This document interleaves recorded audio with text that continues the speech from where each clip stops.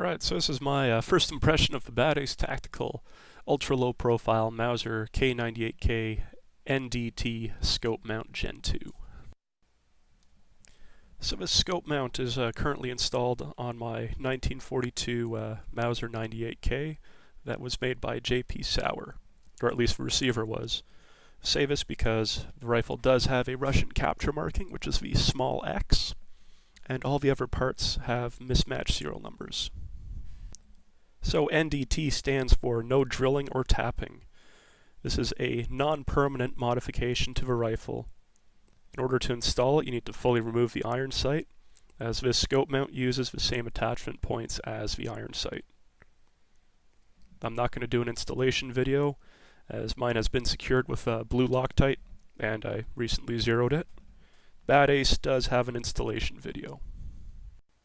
So just to briefly summarize the installation process, you do drive at the pin that holds the iron sight on the front end, and there is a bolt and nut that now occupy that space. A C-clamp is then mounted into the back portion of the iron sight, and that is then secured to the rest of the mount via a screw on the top. These are the only 2 points of contact that the scope mount has with the rest of the rifle.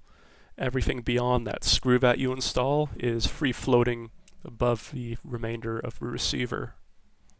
When firing, you will notice that this mount does vibrate your optic a lot. Despite the violent shaking of the optic, I have not noticed any drift of the point of impact since zeroing it.